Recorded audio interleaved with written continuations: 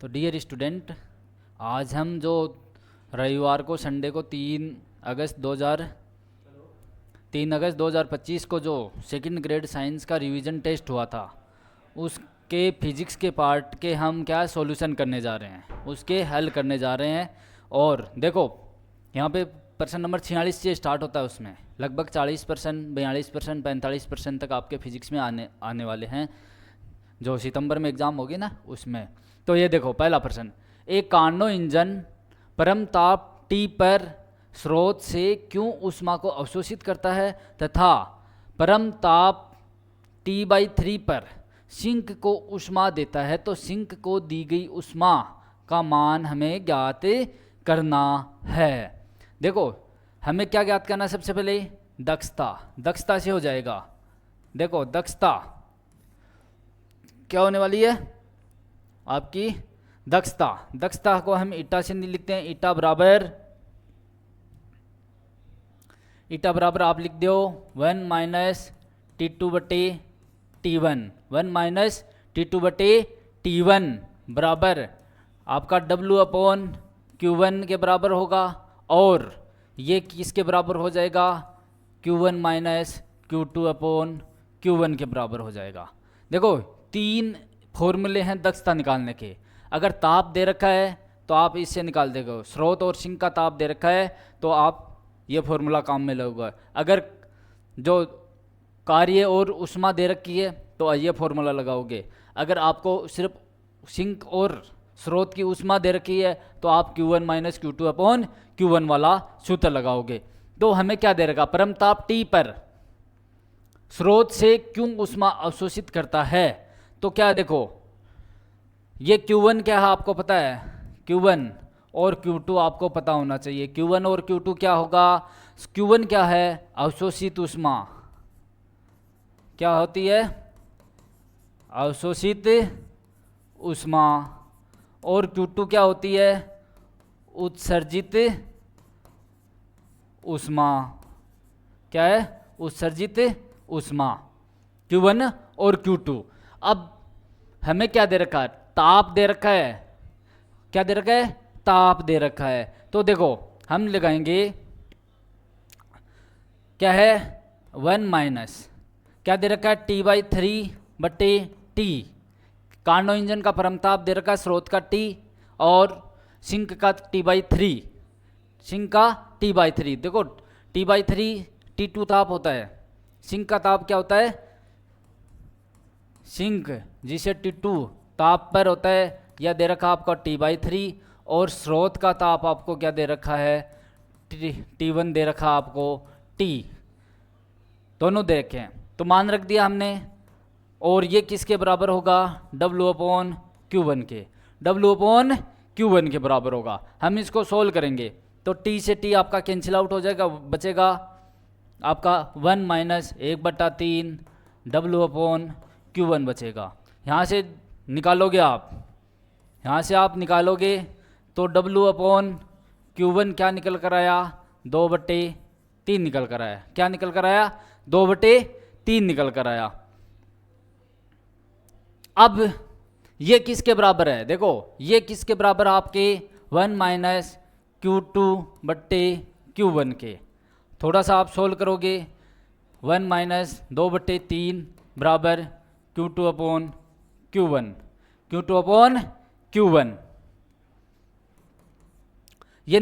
ये आएगा 1/3 Q2/Q1। अब देखो Q1 क्या है, Q है, ये आपका क्या है, Q1 बराबर Q दे रखा है, Q1 बराबर Q दे रखा है। तो क्या है, ये यहाँ पे Q लिख सकते हैं, तो आ जाएगा 1/3/Q2 आ जाएगा, और Q2 आप निकालोगे, Q2 आ जाएगा Q/3, क्या आ जाएगा, Q/3 आ जाएगा, और आपका क्या है, ये आपका आंसर है, ये आपका आंसर है। तो आपका आंसर Q/3 दे रहा। ये किसका दे रखा है, सिंक को दी गई ऊष्मा Q2, सिंक को दी गई ऊष्मा Q2, स्रोत की Q1 है, हमने लिखा है, उत्सर्जित ऊष्मा Q2 का मान हमें ज्ञात करना है। ऑप्शन आपका बी सही है, क्या है, Q/3। हम अगला प्रश्न करेंगे।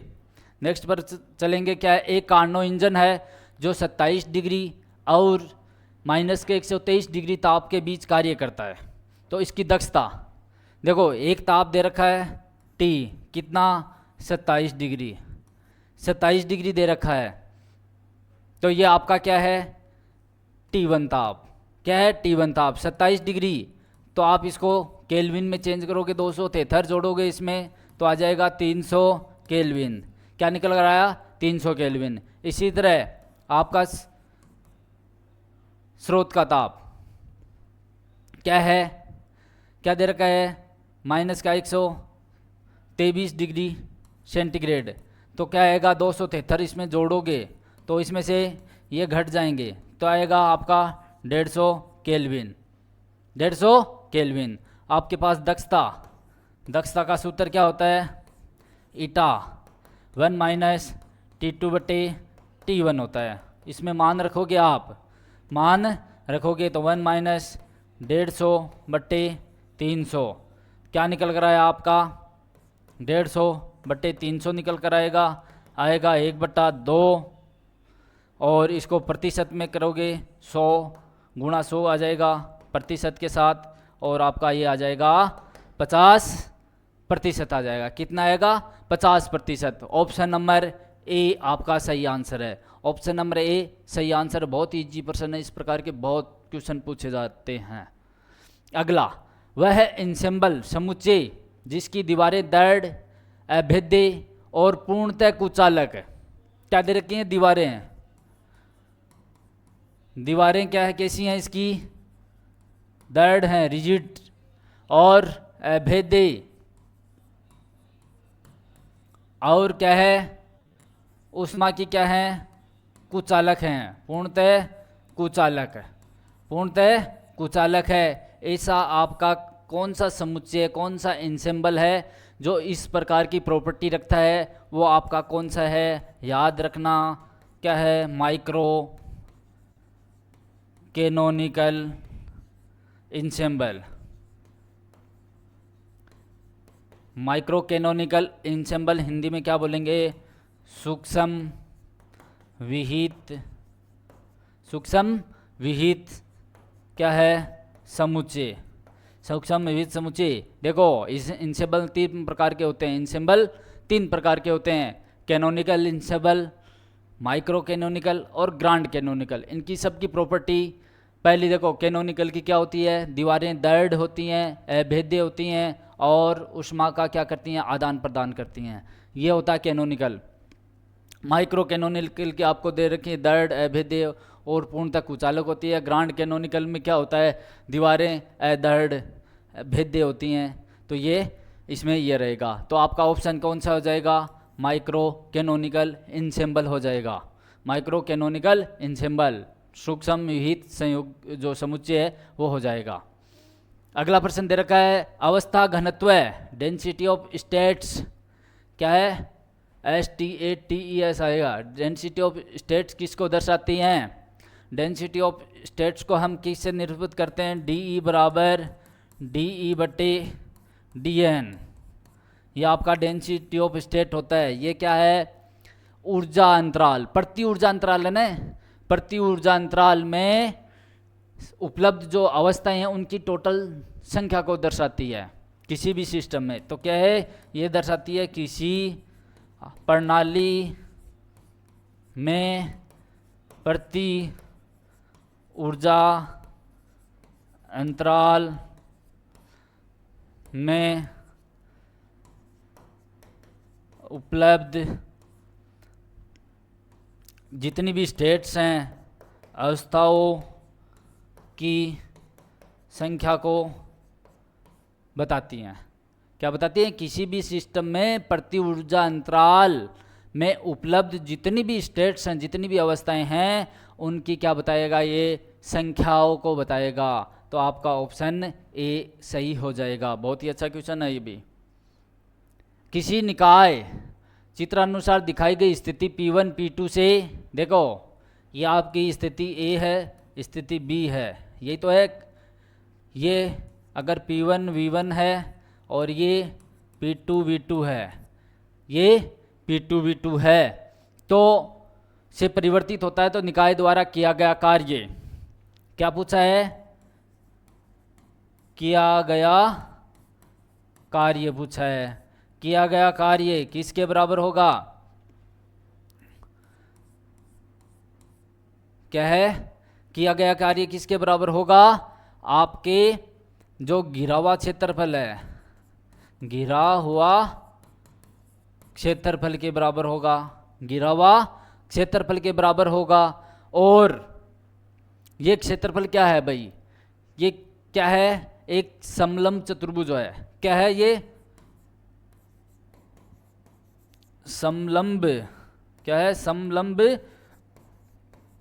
आपका चतुर्भुज है। समलंब चतुर्भुज का क्षेत्रफल ज्ञात करेंगे तो क्या होगा, 1/2 गुणा क्या होता है, समांतर भुजाओं का योग गुणा भुजाओं के बीच की दूरी, कितना, बीच की दूरी, ये सूत्र होता है समांतर भुजाओं का योग गुणा समांतर भुजाओं के बीच की दूरी। अब देखो तो कार्य क्या है, 1/2, समांतर भुजा कौन सी हैं, ये और ये, तो इनका योग क्या होने वाला है, क्या होने वाला है, समांतर भुजा क्या है, 1 × 10⁵ प्लस कितना, 5 × 10⁵ और इनके मध्य अंतराल कितना, 5 से लेकर 1 के मध्य, तो क्या आएगा, 5 - 1।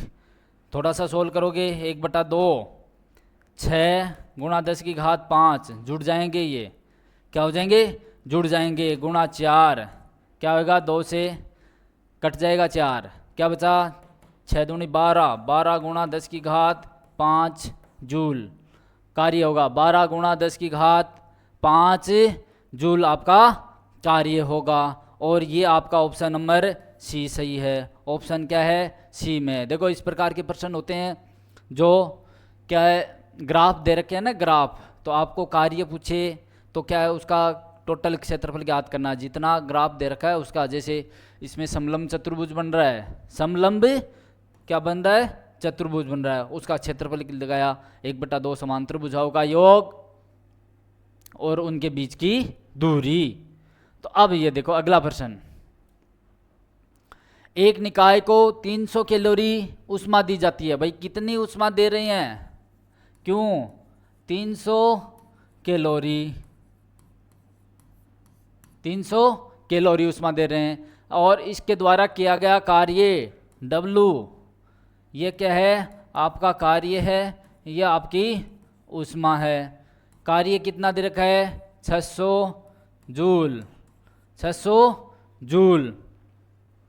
तो आंतरिक ऊर्जा में कितना परिवर्तन हुआ, आंतरिक ऊष्मा में कितना परिवर्तन हो रहा है, हम लगाएंगे इसमें कौन सा, ऊष्मा गतिकी का प्रथम नियम, ऊष्मा गतिकी का प्रथम नियम क्या होता है, किसी प्रक्रम को दी गई ऊष्मा उसकी आंतरिक ऊर्जा और उसके द्वारा किए गए कार्य के बराबर होती है। अब यहाँ देखो ऊष्मा दे रखी कैलोरी में और आपका कार्य दे रखा जूल में, तो हम क्या कैलोरी को जूल में बदलेंगे। हम जानते हैं कि 1 कैलोरी कितनी होती है, 4.18 जूल होता है। 1 कैलोरी के बराबर क्या होता है, 4.18 जूल। थोड़ा सा सोल्व करेंगे तो आपके पास क्यों आएगा, 300 गुणा कितनी कैलोरी है, 4.18 जूल में आएगा, और आपको इसको गुणा करेंगे तो आपका आएगा 1254 जूल, 1254 जूल। अब देखो हमें क्या ज्ञात करना है, डेल्टा यू आंतरिक ऊर्जा क्या आएगा, क्यू माइनस किया गया कार्य, ऊष्मा कितनी दे रहे हैं और उसमें से कार्य कितना करें। ऊष्मा दे रहे हैं 1254 जूल और कार्य कर रहे हैं हम 600 जूल का, तो आपके पास आएगा 654 जूल। ऑप्शन में है क्या, ऑप्शन में 650 जूल दे रखा है, तो लगभग क्या आएगा इसे, हम 650 जूल के करीब इसको मान लेंगे। 650 जूल के करीब क्या अप्रोक्सीमेट आपका आंसर आएगा, 650 जूल। अगला प्रश्न है कार्नो इंजन में गर्म स्रोत के ताप T पर दक्षता 40% है और दक्षता 50% करने के लिए कितनी करनी है, 50% के लिए स्रोत का ताप आपको ज्ञात करना है। स्रोत का ताप आपको ज्ञात करना है। देखो दक्षता का सूत्र आपको पता है, बार बार ये आ रहा है, दक्षता कार्नो इंजन की दक्षता ईटा ताप के रूप में 1 माइनस T2/T1, ये लिखते हैं 1 माइनस T2/T1। दक्षता कितने दे रखी है, 40%। देखो 40%, तो क्या करेंगे, प्रतिशत हटाएंगे तो 100 का डिवाइड करेंगे, ये आएगा फिर 2/5, काट कर क्या आएगा 2/5। 1 माइनस क्या दे रखा आपको, स्रोत, क्या दे रखा है, स्रोत का ताप कितना T, तो स्रोत का ताप आप क्या लिखते हैं, स्रोत का ताप जिसे आप T1 दर्शाते हैं, ये क्या दे रखा आपका T दे रखा, और आपको क्या ज्ञात करना है, जो 50% करने के लिए उसका ताप कितना होगा। तो देखो T2/T आएगा। अब देखो सोल्व करोगे थोड़ा सा, 1 माइनस 2/5 T2/T, यह आएगा 3/5 T2/T, और यहाँ से आपका T2 क्या निकल कर आने वाला है, T2 निकल कर आने वाला है T2 बराबर 3T/5, क्या निकल कर आने वाला है, 3T/5 निकल कर आने वाला है। ये क्या आ गया आपका सिंक का ताप आ गया। अब देखो दक्षता कितनी करने हैं, सेकंड पार्ट इसका 50%, क्या है 50%, दक्षता कितनी करनी है आपको, 50% करनी है, तो क्या प्रतिशत हटाएंगे 100, 1 माइनस T2/T1 करनी है। अब देखो थोड़ा सा इसको सोल्व करोगे, क्या है 1/2, 1 माइनस T2/T1। देखो T2 आपको दे रखा है, हमें क्या ज्ञात करनी है, T1, तो थोड़ा सा सोल्व करोगे, 1 माइनस T2/T1, 1/2 T2/T1, T1 ज्ञात करना है ना हमें, तो T1 आ जाएगा आपका 2 T2। अब देखो मान रखो इसका T1 कितना है, T1 बराबर T2 का मान कितना है 3T/5, कितना 2 × 3T/5, क्या निकल कर आ गया 6T/5, 6T/5 आपका आंसर निकल कर आएगा। देखो ये आपका सॉल्यूशन है, 6T/5, 6T/5, 6T/5, option number D, option D इसका सही आंसर। से फर्स्ट पार्ट आपका इधर से है, सेकंड पार्ट इधर से है, 50% दक्षता कर रहे हैं ना ये। नेक्स्ट प्रश्न क्या है, किसी उत्क्रमणीय प्रक्रम के लिए एंट्रोपी में परिवर्तन, देखो जो भी उत्क्रमणीय प्रक्रम होते हैं, रिवर्सिबल प्रोसेस होती है ना, उसमें एंट्रोपी में परिवर्तन कितना होता है, एंट्रोपी समान रहती है। उत्क्रमणीय प्रक्रमों के लिए एंट्रोपी क्या रहेगी, इनके लिए क्या होती है, एंट्रोपी समान रहती है। तो आपको पूछा है एंट्रोपी परिवर्तन डेल्टा एस, भाई एंट्रोपी समान है तो डेल्टा एस क्या हो जाएगा, 0 हो जाएगा। तो आपका क्या है, एंट्रोपी क्या हो जाएगी, 0 हो जाएगी। एंट्रोपी में परिवर्तन पूछा है उत्क्रमणीय प्रक्रमों के लिए, तो एंट्रोपी क्या उत्क्रमणीय प्रक्रम के लिए समान रहती है, और आपका तो एंट्रोपी में परिवर्तन क्या हो जाएगा, 0 हो जाएगा। अच्छा क्वेश्चन है। अगला, मैक्सवेल का द्वितीय संबंध कौन सा पूछा है, सेकंड, मैक्सवेल की सेकंड इक्वेशन आपसे पूछी गई है। देखो मैक्सवेल की मैं चारों इक्वेशन लिख रहा हूँ, बहुत ही सिंपल तरीका चारों इक्वेशन को आप लिखने का, बहुत ही सिंपल तरीका है। क्या है इधर टी वी एस किस क्रम में चल रहे हैं, घड़ी की विपरीत दिशा में, एंटी क्लॉकवाइज। इससे हम पहला समीकरण लिखेंगे, क्या है डेल टी बटे डेल वी। क्या है डेल टी बटे डेल वी, जो ऊपर नहीं दे रखा वो पी होता है, और डेल्टा एस। यहाँ पे एस कांस्टेंट रहेगा, यहाँ पे वी कांस्टेंट रहेगा, और ये क्या है विपरीत दिशा में है ना, एंटी क्लॉकवाइज है इस प्रकार से, तो ये माइनस। ये आपका क्या है मैक्सवेल का प्रथम समीकरण है। ये क्या है प्रथम समीकरण है। द्वितीय समीकरण क्या है आपको, यही टी वी एस, क्या लेना है टी वी एस। अब देखो डेल एस बटे डेल वी बराबर डेल पी बटे डेल टी, क्या है आंशिक अवकलन, यहाँ पे टी यहाँ पे वी, और ये क्या है घड़ी की दिशा में क्लॉकवाइज तो धनात्मक, ये आपका क्या है द्वितीय है। क्या है ये द्वितीय, मैक्सवेल का द्वितीय। हम क्या लिख रहे हैं मैक्सवेल समीकरण लिख रहे हैं ना। अब तीसरी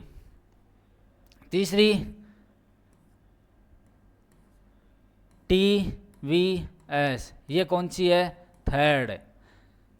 क्या है डेल्टा टी बटे डेल्टा पी, डेल्टा वी बटे डेल्टा एस, यहाँ पे एस कांस्टेंट यहाँ पे पी कांस्टेंट, बराबर का चिन्ह किस में आ रहा है क्लॉकवाइज आ रहा है तो धनात्मक चिन्ह।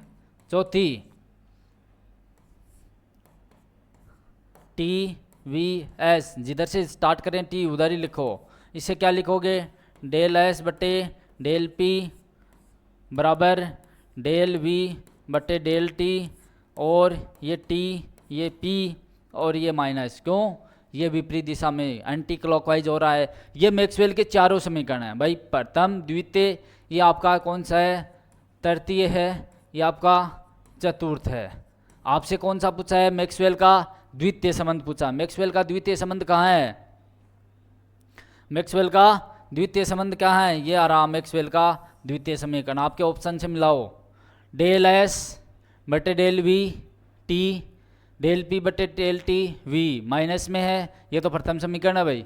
नहीं प्रथम भी नहीं है, ये प्रथम भी नहीं है, तो कौन सा समीकरण है ये समीकरण नहीं है। दूसरा देखो डेल एस बटे डेल वी डेल पी बटे डेल टी, और ये बराबर है, और ये क्या है आपका द्वितीय संबंध है, ये आपका द्वितीय संबंध है। और भी इससे जितने दे रखे हैं 3 4 कोई सा भी पूछे आप ज्ञात कर सकते हो, या आपसे पूछ सकते हैं कि कौन सा मैक्सवेल एक संबंध नहीं है, आपको 3 या 4 दे दे और एक गलत दे दे, तो आप इस प्रकार के से कर सकते हो इनका। तो ऑप्शन बी इसका सही आंसर है। अगला देखो हाइजेनबर्ग, ये अनिश्चितता सिद्धांत किसका होता है, हाइजेनबर्ग का अनिश्चितता सिद्धांत है। इसके अनुसार सही कथन आपको क्या है चुनना है। तो देखो तो हम पता है हाइजेनबर्ग का क्या होता है, हाइजेनबर्ग का अनिश्चितता सिद्धांत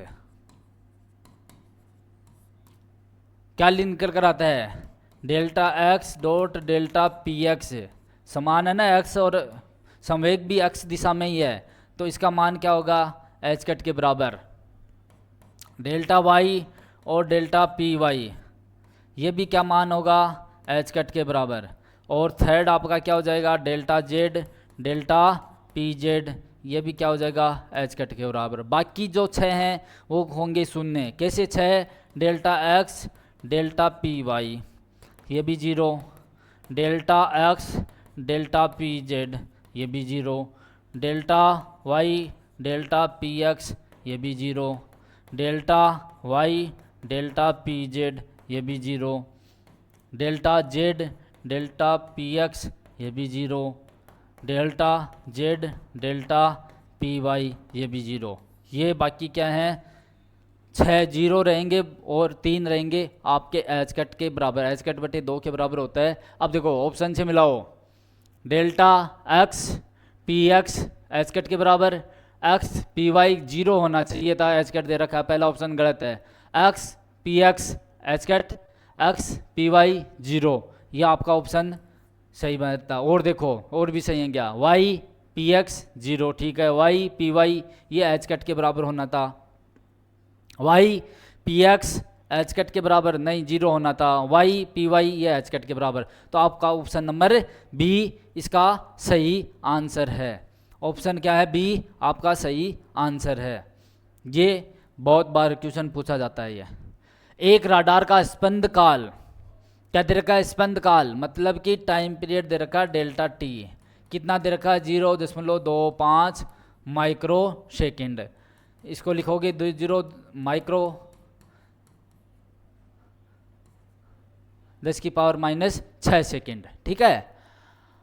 तो फोटोन की ऊर्जा में अनिश्चितता हम लगाएंगे क्या, हाइजेनबर्ग, हाइजेनबर्ग का अनिश्चितता का क्या लगाने वाले हो आप, सिद्धांत। देखो एक तो संवेग स्थिति और संवेग में बताता है ये संबंध, दूसरा बताता है ऊर्जा और समय, और तीसरा कोणीय वेग और कोणीय विस्थापन में बताता, कोणीय संवेग और कोणीय विस्थापन में ये संबंध बताता है। या जूल इनटू सेकंड जिनकी मात्रक होता है ना, उनमें ये संबंध बताएगा। तो लिखेंगे डेल्टा ई ऊर्जा और समय, इनका गुणनफल किसके बराबर होता है, एच कट बटे 2 के बराबर होता है। हमें ज्ञात करना है उसकी ऊर्जा में क्या ज्ञात करनी है, अनिश्चितता ज्ञात करनी है। तो क्या आएगा, एच कट बट्टे 2 डेल्टा टी आएगा। आपको पता है एच कट की वैल्यू क्या हो जाएगी, 1.05 गुणा 10 की घात माइनस के 34 क्या होएगा, जूल इंटू सेकेंड। क्या आएगा 1.0205 गुणा 10 की घात माइनस का 34 जूल सेकेंड। अब देखो इसमें मान रखो 1.05 10 की घात माइनस 34 बट्टे 2, टी का मान 0.25 गुणा 10 की घात माइनस के 6। अब देखो इसमें दे रखे आंसर इलेक्ट्रॉन वोल्ट, किस में दे रखे हैं, इलेक्ट्रॉन वोल्ट। तो इलेक्ट्रॉन वोल्ट यह आएगा आपका जूल में आएगा, तो आएगा ऊर्जा जूल में आएगी ना, इसको इलेक्ट्रॉन वोल्ट में कन्वर्ट करने के लिए आप लगाते हो इसमें 1.6 गुणा 10 की घात माइनस 19 का भाग लगाओगे, तो ये आपका इलेक्ट्रॉन वोल्ट में निकल कर आएगा। और इसको आप सोल्व करोगे, क्या करोगे, इसका सॉल्यूशन करोगे, तो आपका निकल कर आने वाला है 1.3 गुणा 10 की घात माइनस के 9 इलेक्ट्रॉन वोल्ट। इसका सोल्व करोगे तो आएगा 1.3 गुणा 10 की घात माइनस के 9 इलेक्ट्रॉन वोल्ट। क्या आएगा, 9 इलेक्ट्रॉन वोल्ट। ये आपका क्या है, ऑप्शन में देखो ऑप्शन नंबर सी आपका सही है। ये भी बहुत बार पूछा गया प्रश्न है आरपीएससी की एग्जाम में, चाहे सेकंड ग्रेड हो चाहे फर्स्ट ग्रेड हो, दोनों के लिए इंपॉर्टेंट रहता है। इस टाइप के बहुत सारे प्रश्न आते हैं। तो 1.3 गुणा 10 की घात माइनस के 9। अगला देखो, हाइजेनबर्ग के अनिश्चितता सिद्धांत के अनुसार किसी आवर्ती दोलित्र की मूल अवस्था में ऊर्जा, किसकी मूल अवस्था में, n बराबर किसके लिए, 1 के लिए मूल अवस्था, तो हम इसको क्या बोल देते हैं, शून्य बिंदु, क्या n बराबर 0 के लिए शून्य बिंदु ऊर्जा, शून्य बिंदु ऊर्जा E0 1/2 H cut omega note होती है, एच कट ओमेगा नोट होती है। आप सरल आवर्ती दोलित्र पढ़ते हो, वहाँ पे ऊर्जा पढ़ते हो ना, सरल आवर्ती आपके सिलेबस में है, आवर्ती दोलित्र ऊर्जा पढ़ते हो ना, ई एन क्या आएगा, n + 1/2 H cut omega note आएगा, सॉरी ओमेगा ही आएगा, ओमेगा नोट नहीं आएगा, ओमेगा नोट तो क्या शून्य के लिए आती है।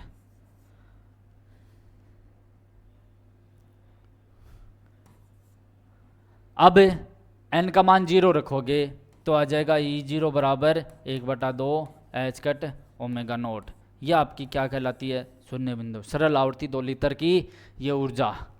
तो मूल अवस्था में हाइजेनबर्ग ने भी यही बताया था कि मूल अवस्था में उसकी ऊर्जा होती है 1/2 एच कट ओमेगा। नाम हाइजेनबर्ग का आ जाए, या आप सरल आवर्ती दोलित्र से भी कर सकते हो, और आपका ऑप्शन इससे निकल आएगा B, 1/2 H cut omega nought निकल कर आने वाला है।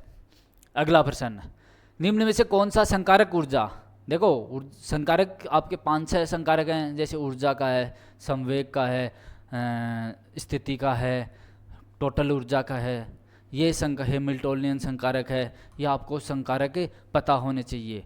तो कौन सा ऊर्जा का पूछा है, ऊर्जा ई का संकारक क्या होता है, iota H cut del by del T. क्या होता है, iota H cut del by del T होता है। ये आपका ऑप्शन नंबर कौन से में भाई, ऑप्शन नंबर सी में आपका सही आंसर सही है। अगला प्रश्न देखो, अगला प्रश्न, एक हर्मिटी संकारक के लिए क्या दे रखा है, हर्मिटी संकारक के लिए ऊर्जा के मानों, ऊर्जा के 2 मान दे रखे हैं। हर्मिटी संकारक के 2 आइगेन मान, 2 भिन्न भिन्न आइगेन मान के मध्य का कोण कितना होता है। आइगेन मानों के क्या आना चाहिए, आइगेन फलनों के मध्य का कोण, आइगेन फलनों के मध्य का कोण पूछा है। तो हम देखो प्रॉपर्टी पढ़ते हैं हर्मिटी संकारक की, कि हर्मिटी संकारक के आइगेन मान क्या होते हैं, वास्तविक होते हैं। हर्मिटी संकारकों के 2 भिन्न भिन्न आइगेन मानों के जो फलन होते हैं वो आपस में लांबिक होते हैं। लांबिक मतलब एक दूसरे पर क्या होते हैं, लंबवत होते हैं। तो क्या हुआ, क्या होते हैं, लांबिक फलन। क्या होते हैं, फलन होते हैं आपके लांबिक। कोण कितना हो गया, π/2 या 90 डिग्री, π/2 या 90 डिग्री। विभिन्न जो 2 भिन्न भिन्न फलनों के मध्य का कोण कितना होता है, 90 डिग्री होता है। अगला प्रश्न, एक विमीय अनंत विभव कूप में ऊर्जा के आइगेन मानों की ऊर्जा स्तरों का अनुपात क्या होगा, ऊर्जा स्तरों की ऊर्जाओं का।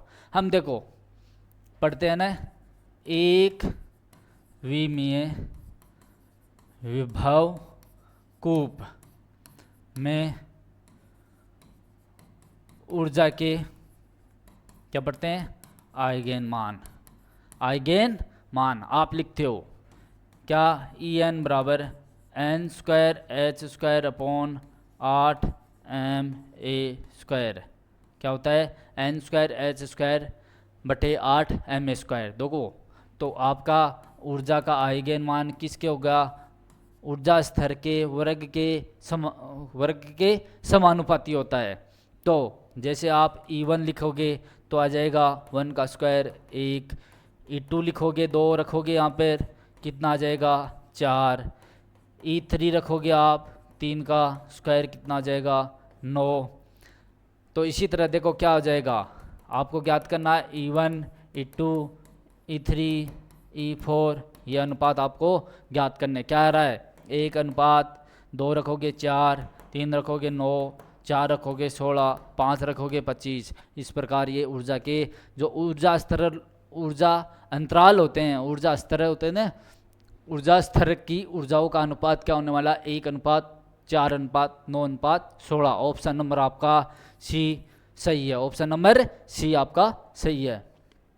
अगला प्रश्न, एक विमीय सरल आवर्ती दोलित्र, एक विमीय सरल आवर्ती दोलित्र की मूल अवस्था में गतिकीय चरों के संवेग का प्रत्याशा मान पूछा है।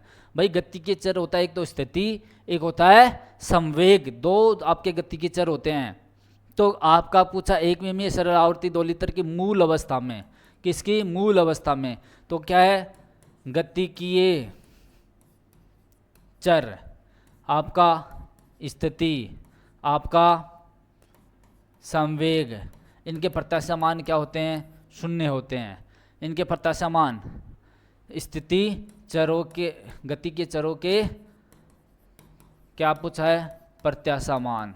क्या पूछा है? प्रत्याशा मान क्या होते हैं?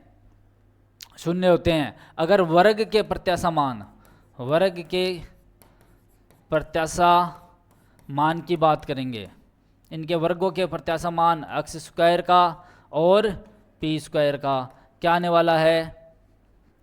क्या आने वाला है? क्या आने वाला है? एन प्लस 1/2 एच कट बट्टे एम ओमेगा इसके लिए आएगा, और इसके लिए क्या आ जाएगा? N plus 1/2। ये भी बहुत बार पूछते हैं, H cut into M omega. दोनों आपकी परीक्षा की दृष्टि से ये भी क्या होते हैं? इम्पोर्टेंट हैं। यहाँ पे क्या पूछता है? सिर्फ क्या है? संवेग का प्रत्याशा आ जाएगा। संवेग के वर्ग का प्रत्याशा मान, स्थिति के वर्ग का प्रत्याशा मान, तो आप ये लिख सकते हो, अन्यथा आपके सामने ये आएगा। और ये अगर मूल अवस्था की बात करेंगे, क्या पूछा? मूल अवस्था में n बराबर 0 रखोगे तो 1/2 एच कट बटे M omega, 1/2 H cut M omega मूल अवस्था में। अगर ऊपर पूछा 1 के लिए, 2 के लिए, 3 के लिए, तो आप n का मान उसमें रखते जाओगे। तो यहाँ पे आपका मूल अवस्था में गति की चर संवेग का प्रत्याशा मान क्या होने वाला? 0। स्थिति का क्या होने वाला? 0। वर्ग की बात करेंगे तो ये आपके पास निकल कर आएगा। अगला प्रश्न देखो, एक सरल आवर्ती दोलित्र में कण इसकी मूल अवस्था में है। क्या है? कण मूल अवस्था में है, तो चीर सम्मत सीमाओं के बाहर पाए जाने की संभावना क्या होती है? चीर सम्मत जो सीमाएं होती हैं उससे बाहर पाए जाने की संभावना क्या होती है? देखो, मूल अवस्था में क्या है? चीर सम्मत सीमाओं के अंदर पाए जाने की प्रायिकता या संभावना आपका क्या होने वाली है? ये होती है लगभग 84%। और क्या आ जाती है? चीर सम्मत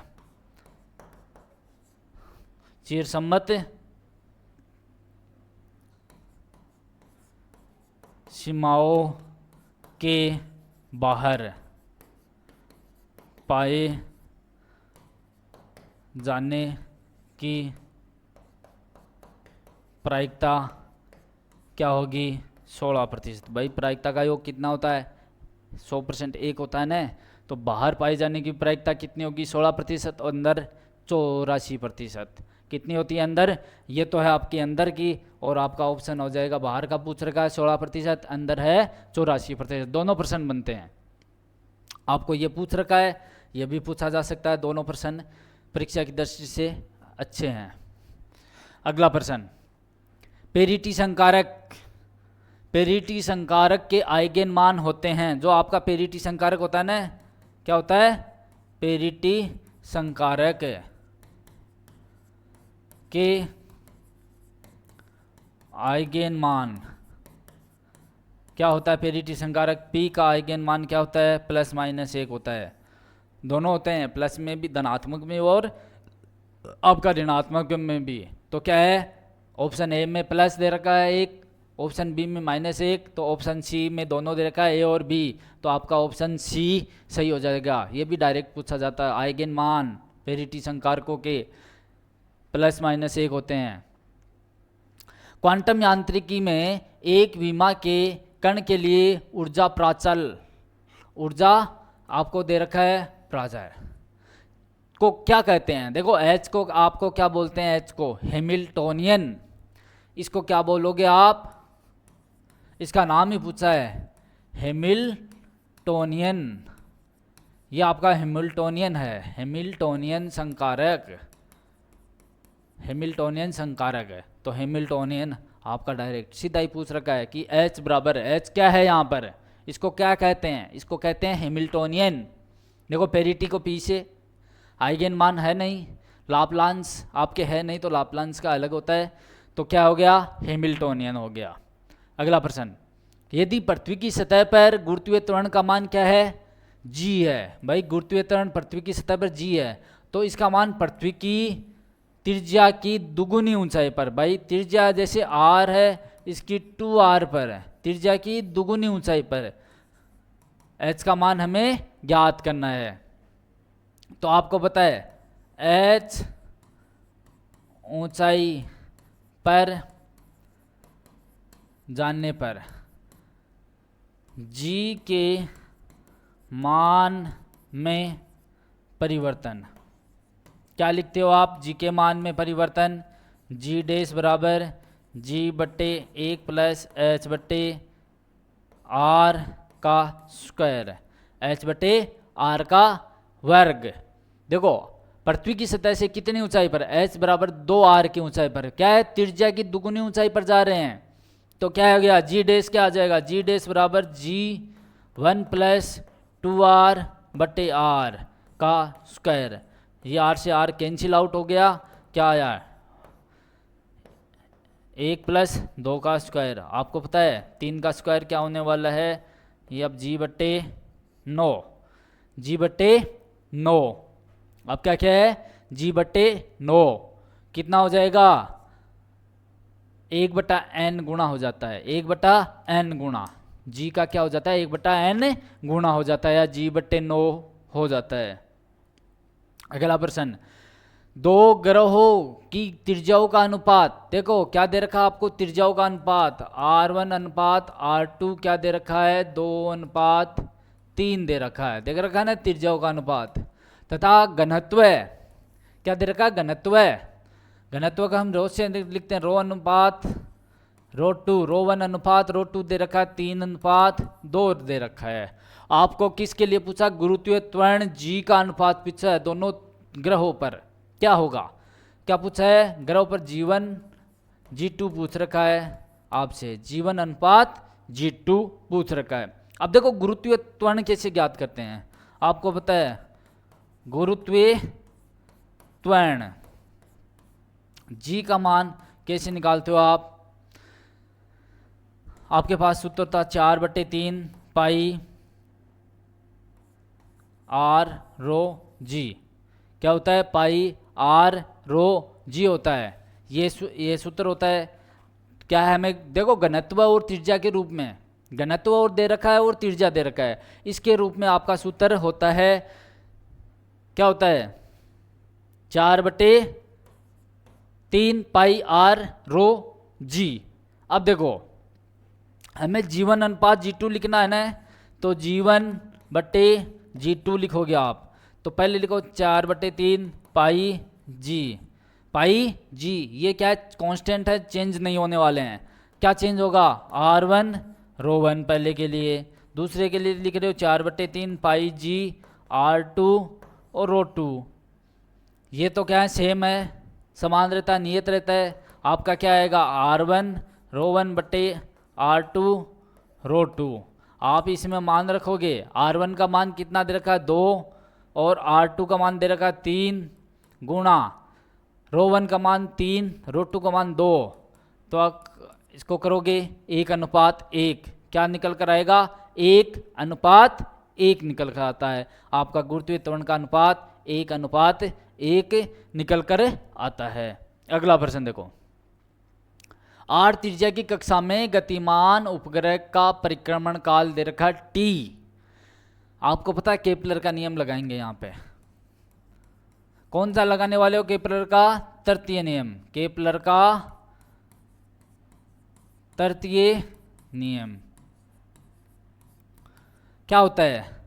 उसके आवर्तकाल का वर्ग होता है किसी भी ग्रह के लिए, वो उसकी त्रिज्या होती है उसके घन के क्या होता है? समानुपाती होता है, उसके घन के समानुपाती होता है। देखो तो क्या है? उपग्रह का परिक्रमण काल t है, उसकी त्रिज्या के घन के समानुपाती होता है। अब आपको पता है यदि उसकी त्रिज्या कितनी निकल जाए, क्या है? यदि r डैश बराबर 4r क्या हो जाए तो t के मान में क्या फर्क हो? देखो t के मान में फर्क पड़ता है, t डैश स्क्वायर क्या हो जाएगा? r डैश का क्यूब। इन दोनों का अनुपात कर लेंगे और इन दोनों का अनुपात करने से हमारा आंसर आ जाएगा। देखो अनुपात करो, टी स्क्वायर बट्टे टी डैश का स्क्वायर बराबर आर क्यूब बट्टे आर डैश का क्यूब। आर डैश का मान रख दो, कितना है? 4r। आर क्यूब बटे 4r का क्यूब, और करोगे आर क्यूब ऊपर है, नीचे देखो 4 का क्यूब होता है 64, और आर का क्यूब आर से आर कट गया, क्या आएगा 1/64। देखो ऊपर जाएंगे थोड़ा सा तो क्या आएगा, ये टी स्क्वायर, टी डैश का स्क्वायर कितना आएगा 1/64। हमें टी डैश पूछा है, टी डैश का स्क्वायर 64 टी स्क्वायर कितना है 64 टी स्क्वायर है, क्या टी आ जाएगा इधर वर्गमूल आ जाएगा, फिर क्या आ जाएगा वर्गमूल, तो आ जाएगा 8t। सोल्व करोगे कितना आएगा आपका 8t, आपका आंसर क्या आने वाला 8t। तो देखो 8t वर्तमान आवर्तकाल का 8 गुना हो जाएगा अगर त्रिज्या उसकी 4 गुना कर दें तो।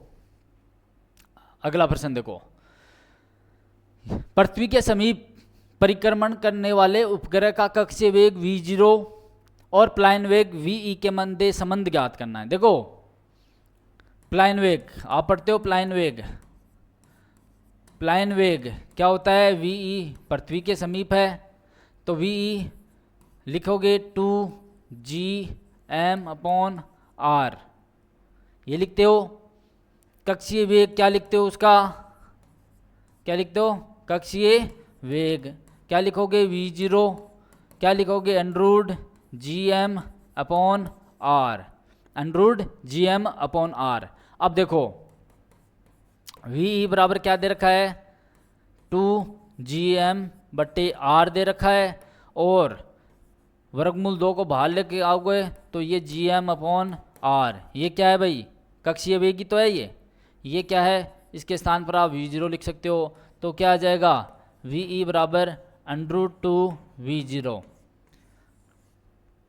कक्षीय वेग और प्लायन वेग में क्या संबंध होता है कि उसका प्लायन वेग कक्षीय वेग, उसका का कक्षीय वेग वर्गमूल 2 गुना होता है भाई, है ना।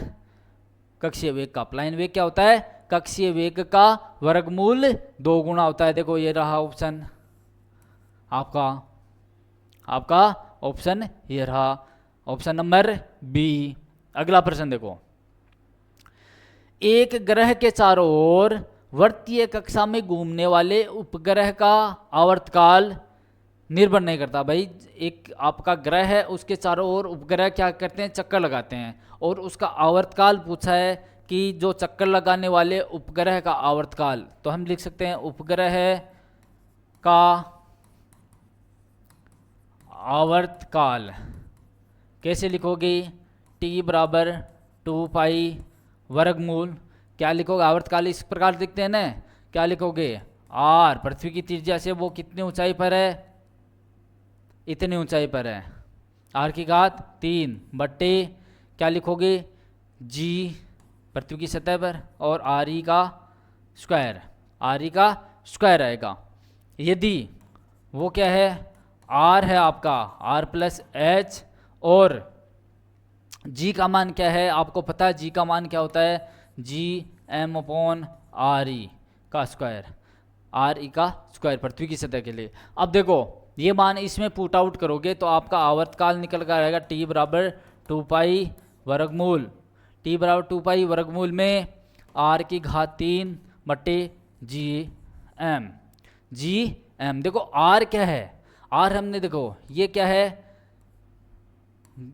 उस ग्रह की त्रिज्या है, क्या है ग्रह की त्रिज्या, और m देखो ये क्या है ग्रह की त्रिज्या, और ये m क्या है आपके ग्रह का द्रव्यमान है, ग्रह का द्रव्यमान। आपसे क्यों पूछ रखा है भाई, आवर्तकाल किस पर निर्भर नहीं करता है, ग्रह की त्रिज्या पर निर्भर करता है, ग्रह की त्रिज्या पर भी निर्भर करेगा, ग्रह के द्रव्यमान पर भी निर्भर करेगा, लेकिन उपग्रह के द्रव्यमान पर थोड़ा निर्भर करता है, उपग्रह के द्रव्यमान पर आपका निर्भर नहीं करेगा, तो ये ऑप्शन आपका सही हो जाएगा। किस पर निर्भर नहीं करता, उस उपग्रह के द्रव्यमान पर निर्भर नहीं करता है। अगला प्रश्न, यदि किसी ग्रह के क्षेत्रीय वेग की स्थिरता के संबंध में दिया गया केपलर का द्वितीय नियम किसके संरक्षण में का उदाहरण है भाई? केपलर का द्वितीय नियम होता है ना, क्या है? केपलर 3 नियम है। केपलर का द्वितीय नियम जिसे बोलते हैं क्षेत्रीय नियम भी बोल देते हैं। ये क्या करता है? आपका संवेग संरक्षण पर आधारित होता है। संवेग संरक्षण पर क्या होता है? ये आधारित होता है कि संवेग संरक्षण। कौन सा संवेग संरक्षण? भाई चारों ओर चक्कर लगाते हैं ना, तो आपका क्या हो गया? ये आपका क्या होता है? कोणीय संवेग। कौन सा होता है? कोणीय संवेग। क्यों? ये चारों तरफ चक्कर लगाते हैं तो कोणीय संवेग संरक्षण। अगर नॉर्मल होता है संवेग संरक्षण, नहीं तो क्या है? अगर ये क्या है? वर्तीय गति होती है, वर्तीय गति होती है तो कोणीय संवेग संरक्षण के नियम पर आधारित होता है। आप लिखते हो, क्या लिखते हो? dA बट्टे dt जितने समय में जितना क्षेत्रफल वो निरूपित करता है L बट्टे 2m पर आधारित होता है। L बट्टे 2m पर निर्भर करता है। L आपका क्या है? यहाँ पर कोणीय संवेग है। L क्या है? आपका कोणीय संवेग है। तो ये क्या है? किसके नियम का संरक्षण का पालन करेगा? कोणीय संवेग का संरक्षण करेगा। कोणीय संवेग संरक्षण नियम का पालन करेगा। तो आपका ये रहा जो प्रथम नियम है केपलर का। ये क्या बताता है कि जो उपग्रह हैं वो क्या है? दीर्घवृत्ताकार कक्षा में गति लगाते हैं। दूसरा नियम ये क्षेत्र का नियम है। तीसरा आवर्तकाल बताता है। ये 3 नियम है केपलर के। तीनों से एक क्वेश्चन आपको पक्का मिलेगा परीक्षा में। तीसरा नियम बहुत इंपॉर्टेंट है और ये इनसे भी प्रश्न अच्छे बनते हैं। 2-3 प्रश्न बनते हैं, अच्छे प्रश्न बनेंगे। अगला, एक त्रिभुज के द्रव्यमान केंद्र के निर्देशांक क्या होंगे? आपको त्रिभुज दे रखा है। क्या दे रखा है? देखो ABC। एक त्रिभुज दे रखा है ABC जिसके एक कोऑर्डिनेट दे रखे हैं 0 0, B के B,0, C के हम लिख सकते हैं क्या होगा? 0,H। भाई y में ही हो है H। तीनों बिंदुओं पर कितना द्रव्यमान दे रखा है? M दे रखा है। तीनों द्रव्यमान कितना दे रखा है? हमें M दे रखा है। तीनों समान है। तो हम देखो द्रव्यमान केंद्र के निर्देशांक क्या पूछा है? क्या पूछा है आपसे? द्रव्यमान केंद्र के निर्देशांक पूछे हैं। द्रव्यमान केंद्र के निर्देशांक आपसे पूछे हैं। देखो द्रव्यमान केंद्र के निर्देशांक आप एक्सियम नहीं लिखोगे। क्या लिखोगे? x1 m1 x1 plus m2 x2 plus m3 x3 बट्टे m1 plus m2 plus m3। देखो तीनों के द्रव्यमान समान हैं। x1 देखो यहाँ इसका मान लेते हैं x1 y1, ये x2 है, ये y2 है, ये x3 है, ये y3 है के निर्देशांक है। तो रखो इसमें मान। एक्सियम क्या आएगा? m1 का मान कितना है? m। x1 का मान कितना? 0। m2 का मान m। x2 का मान b। ये m। m3 का मान 0 बट्टे m प्लस m क्या निकल कर आएगा? x के कोऑर्डिनेट ये 0 है, ये 0 है। क्या बचा? m b बट्टे नीचे आएगा 3m b। m से m कट गया। b के x के निर्देशांक b/3। इसी प्रकार आप y के करोगे, इसी प्रकार YCM करोगे, इससे ही बन जाएगा आपका। यही एक ऑप्शन है जिसमें क्या b/3 दे रखा है, बाकी में नहीं दे रखा है। तो क्या है? m1 y1 m2 y2 m3 y3 बट्टे m1 plus m2 plus m3। निकालो। m1 का मान m, y1 0 है, m2 का मान m, y2 कितना 0, m3 का मान m, y3 कितना है h, y3 कितना है h बट्टे 3m।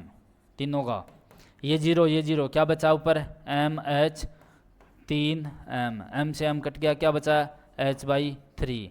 तो आपके निर्देशांक क्या होने वाले हैं इसके? इसके निर्देशांक क्या होने वाले हैं, b/3 और h/3 इसके निर्देशांक। ऑप्शन नंबर आपका डी सही है। द्रव्यमान केंद्र के निर्देशांक आपको निकालने आने चाहिए, इस प्रकार से निकालते हैं सीधा है। अगर जेड का भी दे रखा होता तो हम जेड का भी इसी प्रकार लिख देते। अगला प्रश्न, 5 मीटर प्रति सेकंड के वेग से गतिशील m द्रव्यमान का एक कण समरूप स्थिर कण से सम्मुख प्रत्यास्थ टक्कर करता है। क्या करता है, सम्मुख प्रत्यास्थ टक्कर करता है। तो प्रथम कण का अंतिम वेग हमें ज्ञात करना है। देखो एक कण है आपके पास ये m, दूसरा कण ये है, इसका वेग दे रखा आपको v1, कितना दे रखा है u1 मान लो, u1 कितना दे रखा है 5 मीटर प्रति सेकंड। इसका द्रव्यमान m है, इसका भी m है। टक्कर के बाद में क्या हो जाता है, प्रत्यास्थ टक्कर होती है और इनके वेग क्या हो जाते हैं, अलग अलग हो जाते हैं। इसका v2 मान लो तो, और इसका v1 मान लो। टक्कर, अब देखो हमें क्या ज्ञात करना है, प्रथम कण का वेग, अंतिम वेग पूछा है v1, सूत्र होता है v1 बराबर m1 माइनस m2 बट्टे m1 प्लस m2। डायरेक्ट सूत्र याद होने चाहिए आपको, तभी कर पाओगे आप। v1 प्लस क्या आएगा 2m, क्या आएगा 2m2 u2 बट्टे m1 m2, ये क्या है u1 है। तो क्या आएगा, देखो m आपको पता है m1 m2 क्या है, m1 m2 m दे रखे हैं, कितना m में से m घटाओगे ये 0 है, ये 5 है। u2 ये इसका वेग कितना है, u2 0 है, स्थिर है, तो ये आपका 0 आ जाएगा। तो क्या आ जाएगा v1 कितना आ जाएगा, अंतिम वेग क्या आएगा, ये आपका अंतिम वेग किसका, प्रथम कण का।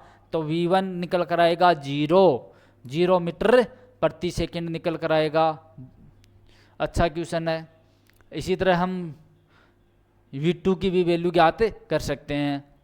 अगला प्रश्न, एक प्रणोदित दोलन क्या कर रहा है, प्रणोदित दोलन की न्यूनतम आवृत्ति पर आयाम 0.1 mm है और क्या दे रखा है, ओमेगा बराबर ओमेगा नोट पर आयाम दे रखा 5 सेंटीमीटर। तो इसका विशेषता गुणांक हमें ज्ञात करना। देखो क्या दे रखा है, न्यूनतम या न्यूनतम आवृत्ति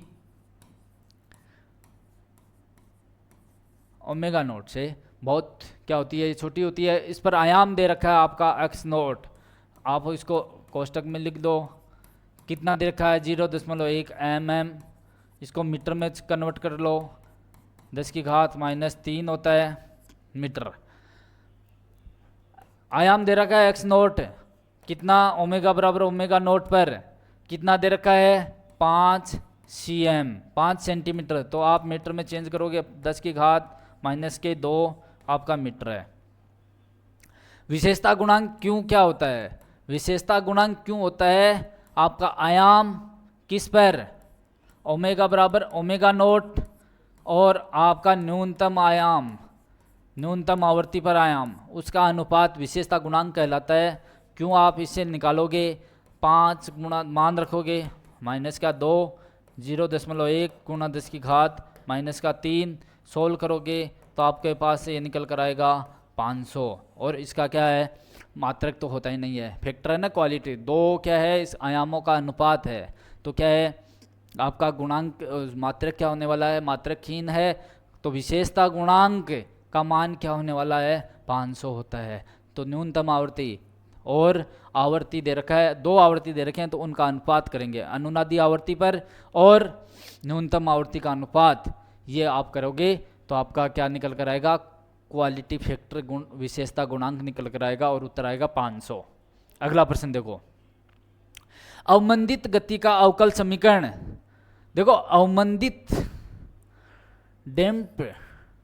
डैम्प्ड ऑसिलेशन है, उसका अवकल समीकरण क्या आप लिखोगे, लिखाते भी हैं d2x/dt² plus k dx/dt plus क्या आ जाएगा एस एक्स, एस भी क्या है कांस्टेंट है तो ये निकल कर आता है। ये क्या है अवमंदित के लिए है बराबर 0, अवमंदित के लिए है। अगर प्रणोदित की बात पूछेंगे तो क्या आ जाएगा M D two X upon D T square plus K D X by D T plus S X बराबर F sine cos omega T. ये आपका क्या इसके लिए आएगा ड्राइवन, क्या आएगा प्रणोदित। ये किसके लिए है प्रणोदित दोलक के लिए, ये किसके लिए प्रणोदित दोलक के लिए है एफ कोस ओमेगा टी आएगा। अगर ये आपका तो ऑप्शन क्या आ जाएगा ये ऑप्शन डी सीधा डायरेक्ट। बहुत ये क्वेश्चन 2-3 बार पूछा गया डायरेक्ट प्रश्न। अवमंदित गति का अवकल समीकरण है M D two X D T square plus K D X by D T plus S X, ये क्या है सब कांस्टेंट हैं। अगला देखो, एक न्यूनतम चालित आवर्ती अवस्था में प्रणोदित आवर्ती दोलक में आयाम, किस में पूछा है न्यूनतम, हम लिख रहे हैं ना न्यूनतम चालित है न्यून आवर्ती, क्या होगा ओमेगा का मान क्या है ओमेगा नोट से क्या होगा बहुत ही छोटा होता है। अब देखो क्या पूछा आयाम पूछा है तो आयाम का सूत्र क्या लिखते हैं आयाम, वैसे आयाम कैसे लिखते हैं प्रणोदित दोलक के लिए, किसके लिए प्रणोदित दोलन में आयाम कैसे लिखते हो एक्स नोट बराबर एफ नोट बट्टे वर्गमूल ओमेगा नोट का स्क्वायर माइनस ओमेगा स्क्वायर का square plus 4r square omega square, क्या है 4r स्क्वायर ओमेगा स्क्वायर। अब देखो न्यूनतम आवर्ती ओमेगा का मान क्या ओमेगा नोट की तुलना में बहुत ही छोटा है तो क्या है ओमेगा ये दे रखा है तो उसका स्क्वायर क्या हो जाएगा बहुत छोटा हो जाएगा किसी ओमेगा नोट स्क्वायर से।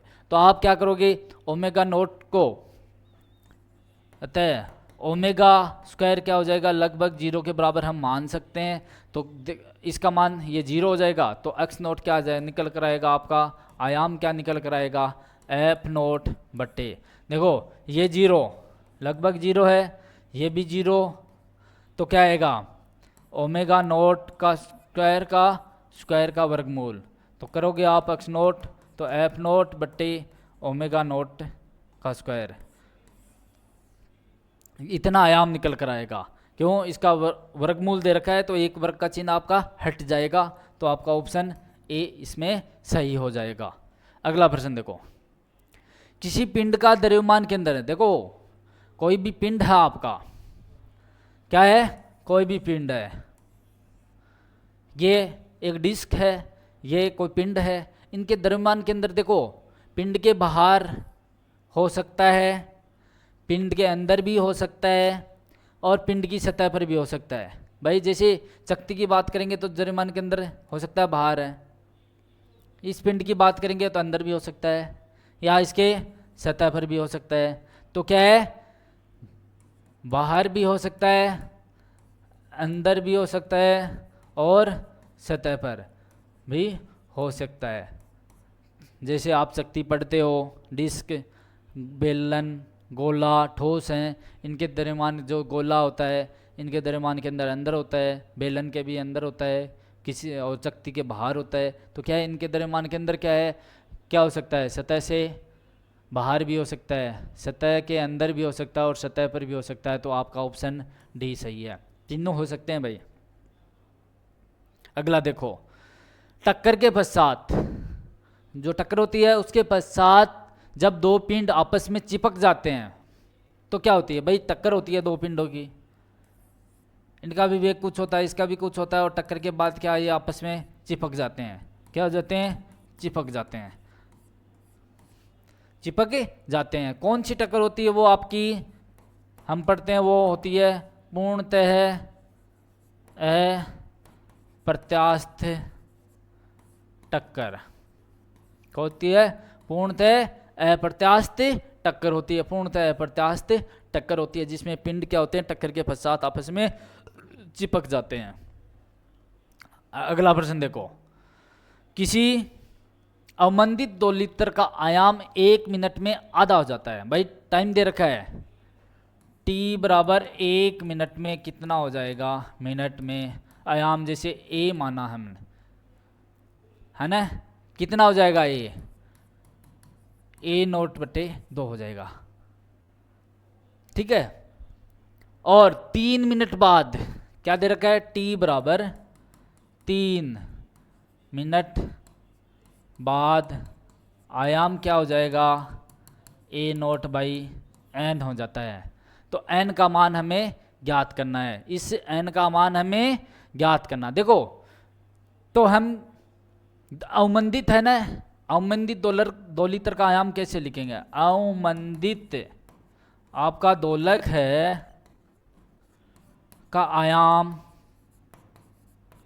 चरघातांकी रूप से घटता है, चरघातांकी रूप से घटता है। a बराबर a0 e की पावर माइनस क्या लिखोगे, लेमडा अवमंदन गुणांक गुणा t।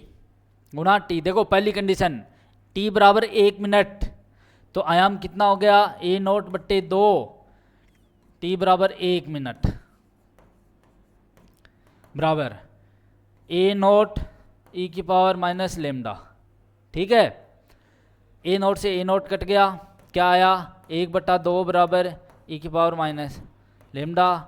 तो क्या इसको कर सकते हैं, 2 बराबर e की पावर लेमडा, इसे लिख सकते हैं, ऐसे लिख सकते हैं। अब देखो दूसरी कंडीशन, t बराबर 3 मिनट पर कितना दे रखा, t बराबर 3 मिनट पर क्या दे रखा है, a by N a nought e की पावर लेमडा n, ये होगा, सॉरी 3, लेमडा क्या होगा 3 होगा, n का नहीं आएगा, लेमडा क्या होगा 3 होगा, लेमडा इंटू 3 मिनट हो गया ना टाइम, a से a कट गया, क्या आएगा 1/n बराबर e की पावर 3 लेमडा, किसका, माइनस का। सोल्व करोगे n बराबर e की पावर 3 लेमडा, n बराबर e की पावर लेमडा की पावर हम क्यूब कर देते हैं, e की पावर लेमडा हमें पता है, ये यहाँ से ये मान यहाँ पे पुट आउट कर देते हैं, तो n बराबर क्या आ जाएगा आपका, 2 की पावर 3, 2 आएगा ना, e की पावर लेमडा क्या है 2 है, तो n का मान 2 की पावर 3, आपका ऑप्शन बी सही हो जाएगा। अगला प्रश्न देखो, माना कि किसी कण का स्थिति सदिश क्या है, r है, और इस पर लगने वाला बल F सदिश दे रखा है, और मूल बिंदु के परितः इस बल का बल आघूर्ण क्या है, टो है। तो क्या ज्ञात करना है हमें, तो कौन सा सही है, देखो आपका टो होता है ना, टो क्या है, बल आघूर्ण, बल आघूर्ण क्या होता है, स्थिति सदिश R व बल F के लंबवत होता है, ये तीनों आपस में लंबवत होते हैं भाई, इस प्रकार से रहेंगे ये आपका, जैसे ये स्थिति सदिश है, ये आपका क्या है बल है, तो टो आपका तीनों आपस में 90 डिग्री पर रहने वाले हैं। आपको पता है 90 डिग्री रखेंगे तो क्या है, ये रखा है R डॉट F करोगे आप तो क्या आएगा, आर एफ कोस थीटा। अब आपको पता है थीटा बराबर कितना है, 90 डिग्री है, तो आर एफ कोस 90, आपको पता है कोस 90 का मान क्या होता है 0, तो क्या आ जाएगा, ये 0 आ जाएगा, तो क्या आर डॉट एफ क्या है 0।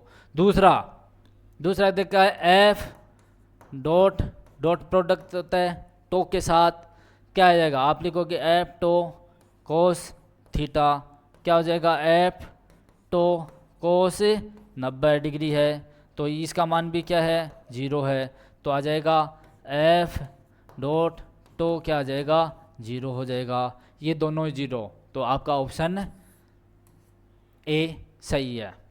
दूसरे में देखा ये सही है लेकिन ये गलत है, ये नॉट इक्वल टू 0 ठीक है, लेकिन ये जीरो होना चाहिए, ये जीरो, ठीक है, ये सही है, ये गलत है, ये दोनों ही गलत है। तो ऑप्शन ए आपका सही आंसर है। अगला प्रश्न देखो, 10 केजी का एक बॉक्स खुरदरी सतह पर रखा है। किस पर? खुरदरी सतह है। देखो खुरदरी सतह बनाएंगे हम और एक 10 केजी का बॉक्स रखेंगे, ठीक है, रख दिया। यदि स्थैतिक घर्षण गुणांक क्या दे रखा है? म्यू एस कितना? 0.4, और इस पर एक बल लगता है कितना? 30 न्यूटन का बल लगता है, 30 न्यूटन का बल लगता है। तो आपको स्थैतिक घर्षण बल का मान ज्ञात करना है। आपको किसका मान पूछा है? एफ एस का मान आपसे पूछा है। अब देखो नीचे की तरफ इसका भार कितना हो जाएगा? एम जी, और कितना आ जाएगा? 10 × 10 कितना आ जाएगा? 100 न्यूटन। ऊपर की तरफ नॉर्मल फोर्स लगेगा, और इसके जिधर बल लगा रहे हैं उसके विपरीत दिशा में ये क्या लगेगा? एफ एस लगेगा। ये आपका एफ एस लगेगा। तो एफ एस आप निकालते हो क्या है? Mu × N. तो म्यू एम जी का मान हमने पहले निकाल लिया, 0.4 × 100, और आपका ये निकल करेगा 40 न्यूटन। कितना है भाई? 40 न्यूटन एफ एस का मान निकल कर आएगा। लेकिन आपका ऑप्शन ये नहीं होगा, आपका ऑप्शन ये नहीं होगा, क्योंकि आपने पढ़ा है कि जो घर्षण बल होता है वो स्व समायोजित होता है। स्व समायोजित मतलब कि हम जितना बल बाहर से लगा रहे हैं वो उसके अकॉर्डिंग बदलता रहता है, अपना को एडजस्ट करता रहता है। हम के बाहर से कितना लगा रहे हैं? 30 न्यूटन बल लगा रहे हैं। तो क्या है? एफ अप्लाइड का मान क्या है? एफ एस से कम है। तो क्या है? जब तक ये बराबर नहीं होगा ना, तब तक आपका मान जो बाहर से बल लगा रहे हो उसके बराबर ही होगा। जब तक आप बाहर से लगाने वाला बल और घर्षण बल आपस में बराबर नहीं होते हैं, तब तक क्या है? ये एफ एस का मान एफ अप्लाइड बाहर आरोपित बल के ही बराबर होगा। तो क्या हो जाएगा? एफ का मान क्या हो जाएगा? एफ एस का मान क्या हो जाएगा? एफ के बराबर, और आपका क्या है ये? 30 न्यूटन। 30 आपका न्यूटन होगा, 30 न्यूटन होगा। क्यों? अतः घर्षण बल आरोपित बल के बराबर होगा। ये आपको पता होना चाहिए कि घर्षण बल क्या होता है? स्थैतिक घर्षण बल क्या स्व समायोजित होता है, मतलब कि बाहर से लगाने वाला जो बल है वो अगर घर्षण बल आप निकाल रहे हो उससे क्या है? कम है, तो आपका घर्षण बल का मान आरोपित बल के बराबर होता है। और वो कितना आरोपित बल? एफ कितना? 30 न्यूटन आरोपित बल के बराबर होगा। तो एफ एस का मान क्या आ जाएगा? 30 न्यूटन आ जाएगा। आपका ऑप्शन डी सही हो जाएगा। आपका ऑप्शन है डी सही हो जाएगा। अगला प्रश्न देखो, घर्षण बल के द्वारा किया गया कार्य। देखो घर्षण बल है उसके द्वारा किया गया कार्य क्या होता है? धनात्मक भी हो सकता है, ऋणात्मक भी हो सकता है, और शून्य भी हो सकता है। धनात्मक, ऋणात्मक, शून्य, ये आपका ऑप्शन तीनों सही हैं। घर्षण बल के द्वारा किया गया कार्य धनात्मक, ऋणात्मक और शून्य तीनों हो सकता है। तो ये ऑप्शन नंबर डी आपका सही है। अगला प्रश्न, एम द्रव्यमान का एक गुटका थीटा झुकाव वाले चिकने क्या रखा हुआ है? ये आपका नत्तल है। कितना है इसका झुकाव? थीटा है। और इस पर क्या रखा हुआ है? एक एम द्रव्यमान का एक पिंड रखा हुआ है, गुटका रखा हुआ है। तो इसको संपूर्ण निकाय को, ये निकाय है, इसको इस प्रकार से क्षैतिज त्वरित किया जाता है। क्या हम इसको इधर त्वरित कर देते हैं? ए से, ए त्वरण से त्वरित करेंगे तो गुटके, जिससे गुटका तल से फिसलना नहीं चाहिए। अगर हम इधर करेंगे तब नहीं फिसलेगा, अगर इधर करेंगे तो क्या है? फिसल जाएगा। इधर करेंगे तो अपन का त्वरण इतना होना चाहिए कि गुटका नहीं फिसलना चाहिए। और तो क्या ज्ञात करना है? तल द्वारा गुटके पर लगाएगा फोर्स ज्ञात करना है। तल द्वारा गुटके पर लगाएगा हमें बल ज्ञात करना। देखो हम इसके लिए एफ बी बनाने वाले हैं, free body diagram. Free body diagram देखो, एम पर एम पर बल लगता है नीचे की तरफ, कौन सा लगेगा, एम जी लगेगा। और इससे थीटा कोण पर, ये थीटा है ना, ये थीटा इसके बराबर होगा, तो क्या हो जाएगा, इधर आ जाएगा एम जी, आपका M G cos of theta. तो इधर नीचे की तरफ क्या आएगा इसका, एम जी साइन थीटा, जो नीचे की तरफ इसको फिसलने के लिए प्रेरित करेगा।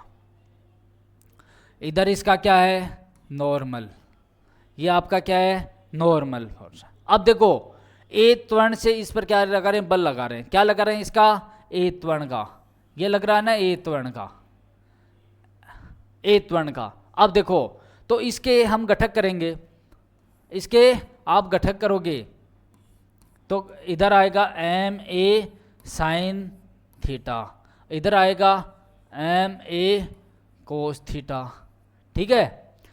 कितने बल हो गए, देखो जितने बल त्वरण के द्वारा जितने बल थे, दो थे, घटक कर लिए। इस जी के द्वारा जो भार के द्वारा जो बल लगता है उसमें, उसके दो घटक कर लिए। अब देखो पहला देखो ये दोनों क्या हैं, विपरीत हैं, तो देखो क्या आएगा, M G sine theta but बराबर M A cos theta, M G sine theta बराबर एम ए कोस थीटा। यहाँ से एम कट गया और यहाँ से ए निकल कर आएगा आपका, क्या आएगा, ए, क्योंकि जी तो हमारे पास है, तो आएगा जी साइन थीटा बटे कोस थीटा, क्या आएगा, साइन थीटा बटे कोस थीटा। अब देखो दूसरा करो, ये हमारे पास ये बल है ना, ये आपका आरोपित बल आएगा, गुटके पर लगाएगा बल, तो आएगा गुटके पर लगाया गया बल, क्या हो जाएगा, एन, क्या आ जाएगा आपका M G cos theta plus M A sine theta. अब ए का मान समीकरण से हम लिख सकते हैं, ए का मान हम समीकरण से लिख सकते हैं, लिखो M G cos theta plus M, समीकरण में ए का मान क्या है भाई, जी साइन थीटा बट्टे cos theta but into sine theta, ये आया। एम जी कॉमन है तो एम जी को बाहर ले लेते हैं, और क्या आया, cos theta plus sine square theta बट्टे कोस थीटा। इसको सॉल्व करोगे तो आएगा M G cos square theta plus sine square theta बट्टे कोस थीटा, ठीक है। ये किसके बराबर होता है, एन के बराबर हो चल रहा है। आपको पता है कोस square theta plus sine square theta क्या होने वाला है, एक, कोस square theta plus sine square theta क्या है, एक है, तो देखो इसका मान कितना है, एक है, तो आप क्या लिखोगे, एन बराबर, तो क्या आएगा एम जी, ऊपर क्या है एक, नीचे क्या है कोस थीटा, ये आपका एन। आरोपित बल क्या है, एम जी बट्टे कोस थीटा, एम जी बट्टे cos theta. Option number A आपका सही आंसर है। अगला प्रश्न देखो, बहुत ही अच्छा प्रश्न है, इसमें जितने बल होते हैं ना घर्षण में वो आगे सब। अगला प्रश्न, यदि अभिलंब बल को दुगुना कर दिया जाए तो घर्षण गुणांक का मान, देखो घर्षण गुणांक का मान अभिलंब पर निर्भर नहीं करता भाई, एन होता है ना नॉर्मल फोर्स, उस पर निर्भर नहीं करता है, तो किस पर करेगा, घर्षण बल का मान, किसका, घर्षण गुणांक का मान। जो घर्षण गुणांक है इसका मान आपके जो सतह होते हैं, पृष्ठ होते हैं, उसकी प्रकृति पर निर्भर करता है, आपका तल है वो कैसा है उस पर निर्भर करते हैं, तो आपका मान इसमें परिवर्तन होगा, क्योंकि घर्षण गुणांक क्या है, घर्षण गुणांक किस पर निर्भर करता है, तलों की प्रकृति, तलों की प्रकृति तथा जो सतह है, सतहों के पदार्थ की प्रकृति पर, सतहों की पदार्थ की प्रकृति पर निर्भर करता है। तो क्या है, अभिलंब बल पर यह निर्भर और किसी बल पर निर्भर नहीं करता है। सिर्फ जो तल होते हैं वो कैसे होते हैं, खुरदरे हैं, चिकने हैं, उस पर आपका म्यू का मान डिपेंड करता है। तो ये आपका ऑप्शन क्या है, परिवर्तन ही नहीं होता है, कोई परिवर्तन नहीं होने वाला है। अगला प्रश्न देखो, निम्न में से वो आ गया, देखो निम्न में से कौन सा स्व समायोजित बल है, कौन सा है, स्वतः है, स्व माने स्वतः समायोजित होने वाला, ऐसा कौन सा फोर्स होता है जो स्वतः समायोजित होता है, वो आपका क्या होता है, स्थैतिक घर्षण बल होता है। वो क्या होता है, स्वतः समायोजित होता है, क्या होता है, स्वतः समायोजित होता है स्थैतिक घर्षण बल। ये आपका सेल्फ एडजस्टमेंट, हम क्या है बाहर से जितना बल आरोपित करते हैं वो उसके अनुसार वो क्या है एडजस्टमेंट अपने आप को करता रहेगा। हम जैसे दीवार को धक्का लगाते हैं ना, तो ये अपने आप उस बल को सहन करती है, मतलब एडजस्टमेंट करता रहेगा। जब तक क्या है उस घर्षण बल से मान, आरोपित बल का मान ज़्यादा नहीं हो जाता तब तक वो गति नहीं करेगी। जैसे ही आरोपित बल का मान ज़्यादा होगा घर्षण बल से, तो वो क्या वस्तु क्या करने लगे जाएगी, गति करने लग जाएगी। तो क्या है, ये स्थैतिक घर्षण है। अगला प्रश्न, एक 60 न्यूटन का कैरेट खुरदरी क्षैतिज सतह पर, देखो ये आपका खुरदरी सतह है और इस पर रखा हुआ है 60 न्यूटन की एक कैरेट रखी हुई है, ठीक है। मतलब कि कहने का मतलब नीचे की तरफ 60 न्यूटन बल लगा और इधर भी क्या है, एन है, ठीक है। इस पर 12 न्यूटन क्षैतिज बल कितना लगा रहे हैं भाई, 12 न्यूटन, 12 न्यूटन क्षैतिज बल लगा रहे हैं। तो यदि घर्षण गुणांक क्या दे रखा है आपको, म्यू एस दे रखा है 0.5 और म्यू के दे रखा आपका 0.4 घर्षण गुणांक देख रहा है। तो कैरेट पर लगने वाला घर्षण बल का मान क्या होगा। अब आपको घर्षण बल देखो, एफ एस का मान निकालेंगे, क्या होता है म्यू एस एम जी, क्या होता है एन के बराबर होता है।